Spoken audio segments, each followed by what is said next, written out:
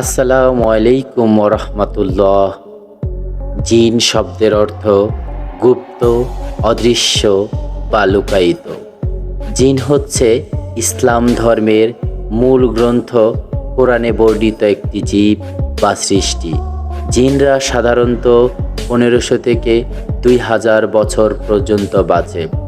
যদিও বৈজ্ঞানিকেরা এখনও জিনের অস্তিত্বে প্রমাণে আবিষ্কারে সক্ষম হয়নি। মানুষ জিনদের দেখতে পায় না, কিন্তু জিন জাতি মানুষদেরকে দেখতে পায়। কোরআনে জিন সংক্রান্ত একটি পূর্ণাঙ্গ সূরা নাজিল করা হয়েছে। জিন জাতি মানুষের মতোই পুরুষ ও স্ত্রী জাতিতে বিভক্ত। জিনেরা নোংরা ও গন্ধময় জায়গায় থাকতে পছন্দ করে, যেখানে মানুষেরা ময়লা এবং খাবারের উচ্ছিষ্ট অংশ ফেলে রাখে। পায়খানা এবং প্রস্রাব করার জায়গাগুলোতে জিনদের অবাধ বিচরণ। জিনরা মানুষের ফেলে দেওয়া খাবার খায়, এছাড়া হাড়, গোবর ইত্যাদি খায়। গঠন অনুযায়ী জিন 3 ধরনের হয়ে থাকে। এক প্রকারের জিন পায়খানার মাধ্যমে বাতাসে ওড়ে, এক প্রকারের জিন সাপ এবং মাকড়সার আকারে থাকে। মারিদ নামক এক প্রকার জিন আছে, যারা জিনদের মধ্যে সবচেয়ে শক্তিশালী। এরা খুব পাওয়ারফুল হয়ে থাকে। মানুষের বসবাসের স্থানে সাধারণত কোনো জিন থাকে না। তারা মানুষের পরিত্যক্ত স্থানে থাকতে খুবই পছন্দ করে। তাদের অধিকাংশই মানুষের কাছ থেকে দূরে নির্জন এলাকায় বসবাস করে। তবে কিছু প্রজাতির জিন মানুষের সাথে লোকালয়ে থাকতে খুবই পছন্দ করে, যেমন কারিন নামক জিন। এই জিনটি খুব মারাত্মক এবং ভয়ঙ্কর হয়ে থাকে। মানব সৃষ্টির মূল উপাদান কাদামাটি হলেও মানুষ কিন্তু প্রকৃতপক্ষে কাদামাটির নয়। ঠিক তেমনি জিনের পূর্বপুরুষ আগুনের তৈরি হলেও জিন মানেই আগুন নয়। মানুষের রক্তের সাথে জিনরা মিশতে পারে। জিনেরা মানুষের আকার ধারণ করতে পারে এবং মানুষের মতোই কথা বলতে পারে। মানুষ ছাড়াও অন্যান্য প্রাণীর আকার ধারণ করতে পারে।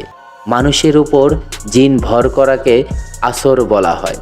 এটি এমন একটি অবস্থা যখন মানুষের নিজের উপর কোনো নিয়ন্ত্রণ থাকে না, মানসিক ভারসাম্য নষ্ট হয়ে যায় এবং সামরিক স্মৃতি ভুলেও যায়। একে আসর করাও বলে। জিনকে বশে আনা যায় না, ইহা শুধুই মন গড়া একটি কথা। জিন জগৎ একটি পৃথক জগৎ। সে জগতে মনুষ্য জগৎ ও ফেরেশতা জগৎ থেকে সম্পূর্ণ আলাদা। জিনদের মধ্যেও ভিন্ন ধর্ম রয়েছে। তাদের কেউ মুসলমান, কেউ খ্রিস্টান, কেউ হিন্দু, কেউ বা বৌদ্ধ। জিনরা চাইলেই অনেক ভালো মন্দ অনেক কিছুই করতে পারে। ভালো জিনরা সাধারণত চুপচাপ থাকে, আর দুষ্ট জিনেরা মানুষের সাথে মিশে মন্দ কাজ করতে থাকে। জিনদের থেকে আল্লাহর দৃষ্টিতে মানুষদের মর্যাদা বেশি। মুসলিম দার্শনিক জাকারিয়া ইবনে মোহাম্মদ আল কাজওয়ানি তার দ্য বুক অফ জিনে দাবি করেছেন যে তিনি সৌদি আরব, পারস্য ও ভারতে অনেকবার জিন দেখেছেন। তবে আমার ধারণা তিনি মিথ্যে বলেছেন, কারণ জিন না চাইলেই তাদের কেউ দেখতে পারে না। কিন্তু হযরত মুহাম্মদ সাল্লাল্লাহু আলাইহি সাল্লাম তিনি জিন দেখেছেন।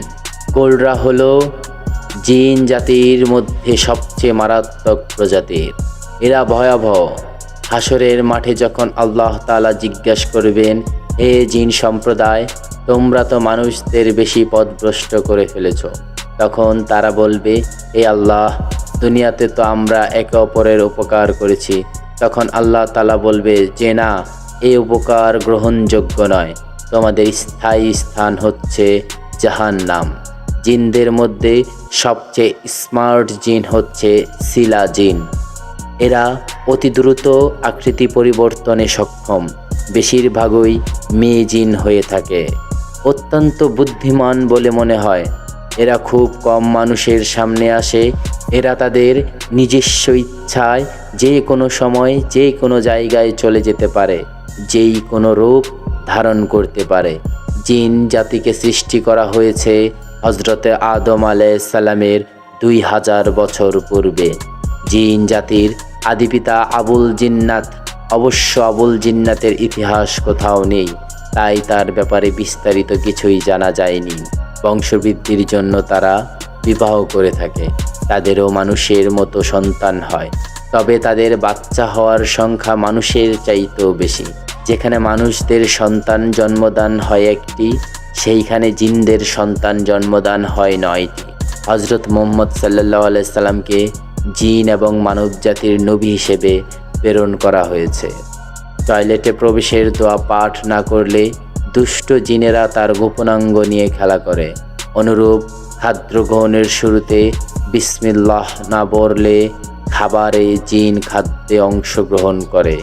কোরআনের 26টি সূরায় শতাধিকবার জিনের কথা নানা ইঙ্গিতে উল্লেখ করা হয়েছে, তবে আজ পর্যন্ত জিন জাতি মানুষের কোনো উপকার করেছে এরকম শোনা যায়নি। তাদের হিসাব এবং মানুষের হিসাব সম্পূর্ণই আলাদা। তারা থাকুক তাদের মতো, মানুষ থাকুক মানুষের মতো। মহান আল্লাহ তাআলা রাব্বুল আলামিন আমাদের সকলকে জিন ও শয়তানের কুপ্রভাব থেকে হেফাজত করুন, আমিন। ভিডিওটি ভালো লাগলে অবশ্যই আমাদের চোরাবালি চ্যানেলটি সাবস্ক্রাইব করে দেবেন।